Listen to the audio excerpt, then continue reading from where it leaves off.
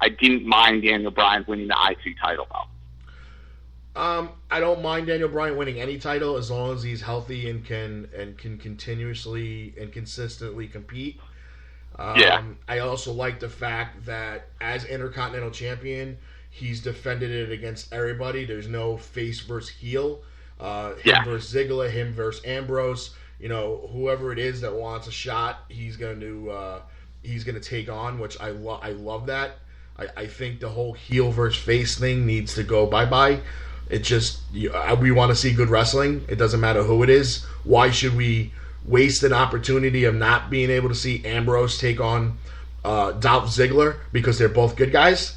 Stop. Yep. No, I want to see that because they're both good wrestlers. Who cares if they're good guys? They can be good guys on microphone, but in the ring they can be badasses. And who knows? We might see Daniel Bryan, Dolph Ziggler at the next pay-per-view. And, last Monday on Raw, we saw John Cena versus Dean Ambrose with the open challenge. So I hope WWE is getting away from the whole heel versus face like we were just speaking of, and we move into just good wrestling matches and good entertaining feuds that are on TV. It looks like right now that Sheamus is going to be the one that's going to be chasing Daniel Bryan. I think that's the wrong decision. I actually think Sheamus should be chasing John Cena. Yes. However, since Sheamus did go after both Daniel Bryan and Dolph Ziggler, maybe we do get Dolph Ziggler, Daniel Bryan, and Sheamus in some sort of three-way match at Extreme Rules. Yeah, possibly. I wouldn't mind seeing maybe like a TLC match between the three of them. That would be entertaining. So hopefully, we'll see what happens.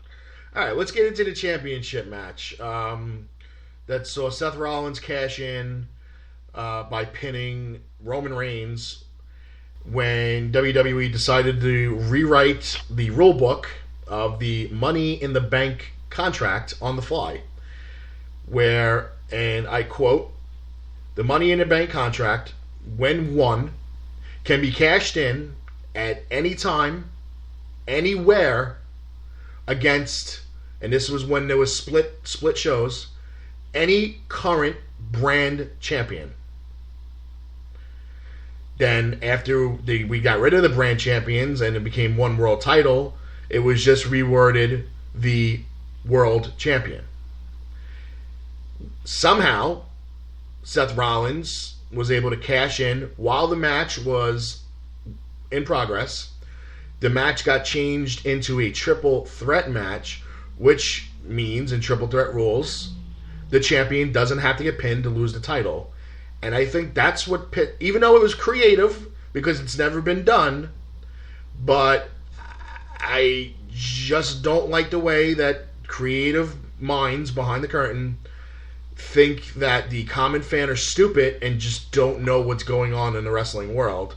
And that's what really pissed me off more than anything, is that you just re-signed Brock Lesnar for a multi-year, multi-million-dollar contract. And the first thing that you do is take the title off of him when he's the guy who's brought credibility back to the title in the last 8 months. In my mind, I'm going to play devil's advocate again. I thought from top to bottom that main event was brilliant. I absolutely love the fact that you make Brock look extremely strong. You make Roman look like he's taking Brock Lesnar like a joke, laughing the entire match, which I actually thought that was a great way to make Roman look strong. Mm-hmm. And at the same time, you have Seth cash in a unique way, which maybe it twists the rules a little bit. But you know what? I can see why some people would be upset, but I thought it was great because you kept the fans happy. You bring in a brand new champion who is young and up and coming and has amazing talent, and you can keep pushing Roman in that sense, and maybe you keep Brock off of TV for a little bit with this whole storyline of him getting suspended. Yeah. But hopefully they keep Paul on TV to maybe be an advocate for him in the sense of feuding with Seth Rollins down the line. Now, my problem with that is that supposedly back in the day when Seth Rollins won the Money in the Bank contract, it was because he was the backup plan of just in case Brock Lesnar did not resign and left after WrestleMania. So then Seth Rollins can step in and become the new, the face of the company and the champion, blah, blah, blah. Now, Lesnar resigned. Why do you continue with that original plan? Why wouldn't you have him come down and maybe have Randy Orton stop him after he cashed in, costing him the contract? That is one thing that I was very shocked that didn't happen, was Randy Orton coming down and stopping him. But I think at the same time that could have ruined an otherwise really, really good main event. And I think that's why they didn't do it. However, what I do fault WWE for doing is, maybe I'm going back on what I said a little while ago, but keeping Brock off of TV, because we should be able to, I would have loved to see a Brock, Seth Rollins feud keep going forward. Right. What's your feel, Paris, about that? Sure. I mean, I thought it was a really good match. Mm-hmm. But, I mean, that was another one that I was just, like, so into, you know? Oh, yeah. And plus, I don't like Seth Rollins either. So I was very, very disappointed that he wanted the belt. I like Rollins. He's a great technical wrestler. He's got a lot of moves in the repertoire. It's just I guess it's just the attitude they portrayed him with that I guess I can't stand. It's very, very cocky, but time will tell. Right now, he looks like a Ken doll with a WWE Championship belt around his waist. It's like literally twice the size of his body. It's kind of hilarious. Yeah. All I know is if he wears that belt and he drops his keys, he's not gonna be able to bend over to pick it up. So. Yeah. All right. So let's get into a little Paris talk.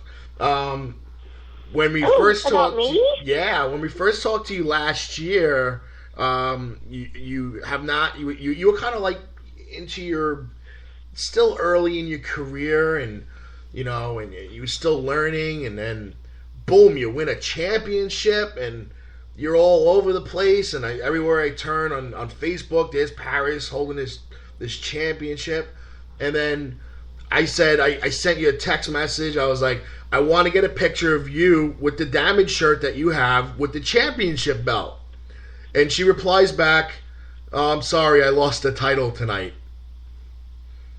I was like, what? Yeah. What? That was a sad day. Exactly. What happened? I honestly don't know. All of a sudden, I was knocked out, and I realized that the belt wasn't on me. And I was very upset about that.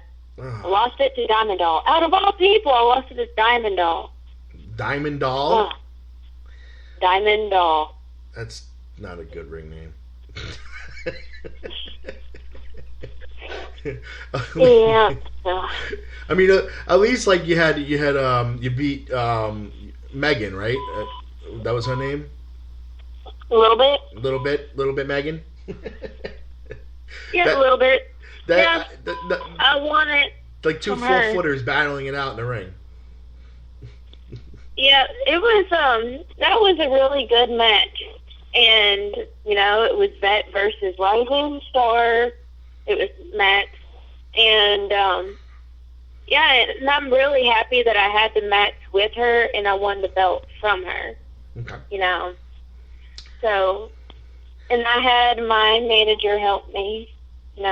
She stuck up for me after they were sitting there beating me down and everything. And so, it was really good. It was a really good match. If you remember, originally we were supposed to have the two of you on the show together, the champion and the wrestler who lost the belt to you. But since you lost the title, we kind of squashed her on the show. Yeah. So we'll have to get her on at a later time on her own. So I was kind of looking forward to the trash talking between the two of you, but it doesn't work if neither one of you have a belt. Yeah, it would have been a lot of trash talking because she wasn't too happy about it. No, so. I would think not. I mean, you should see Nick when he forgets it. When he forgets his Calvin Klein belt at home, he gets very upset. Yeah, I get pretty crazy. He gets nuts. He's like, "How am I supposed to fit into these boys size 6? I don't understand." Nice. That was good.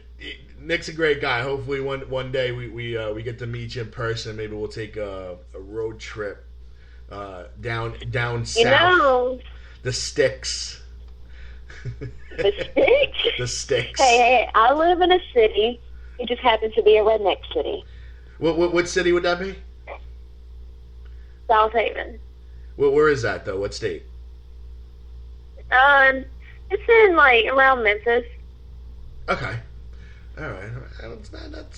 That's kind of far, but it's not far. But I've been like dying for a road trip. Like I've been. Yeah, we need to make a road trip somewhere and visit some of the awesome guests we've had on the show. It's got to happen. I mean, it's just. You guys, hello. Yeah. I have a wrestling promotion. I know. All right, boom. It's done. Then we're coming down to see you, Paris. We're gonna have to make. Okay. We gotta make this happen. We gotta. You guys have like hotels, right? Kev, No, we don't have those. We just sleep on the ground. Kev, you know she's gonna kick your butt she's gonna kick me right in the ass. She'll be like, that's for that hotel joke. That's for that 4-foot joke. That's for this joke. Oh man! Hey, but you know, I am going on vacation, and I'm going to be staying in New Jersey, and I'm going to New York in October. Whoa! Why am I hearing about this now? Where in Jersey? Huh? Where in Jersey? I'm not sure. I'm going to have to talk to my grandfather about that. But he lived in New Jersey, so he's just like, yeah, we're going to be getting a hotel in New Jersey. I'm like, okay. You're going to have to. Are you wrestling up here? Is that what that is? No, it's just going to be a vacation, and then hopefully there'll be a show somewhere. But it's going to be like going to be staying there for a week. Well, definitely. All I know is that like the hotel is right on Jersey Shore. Oh, well, that's where I am. Yeah, it's right near you, Kev. So. Yeah.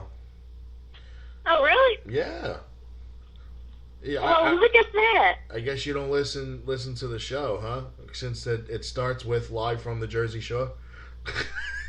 Well, yeah. See, I can't comprehend that kind of stuff. You know, you did call me a hillbilly, so. Too many ice cubes clanking around in your moonshine cup. I know. Yeah, I swirl it around a little bit. So other than vacation, you have any championship matches in the future? I mean, what's your big matches coming up? Well, my big match is going to be April 25th with Central All-Star Wrestling. Mm-hmm. Cody Only and I will be tagging against Mackenzie York and Justin Overstreet in Panama City, Florida. Nice.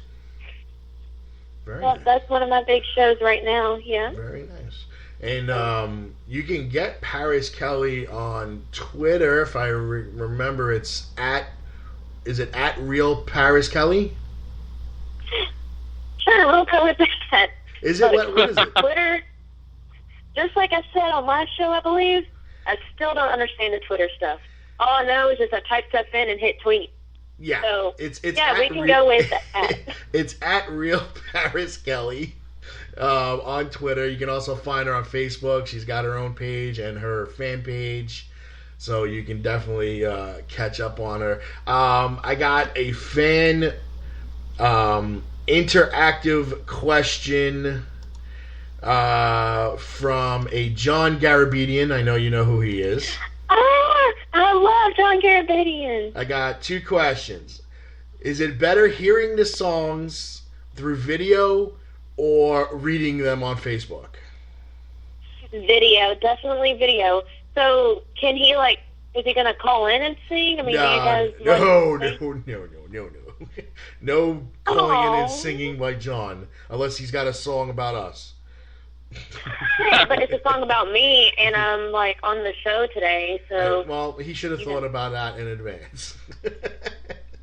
I'll get him to make a song. The other question is it better having your own song or with a group with many other wrestlers' names on it?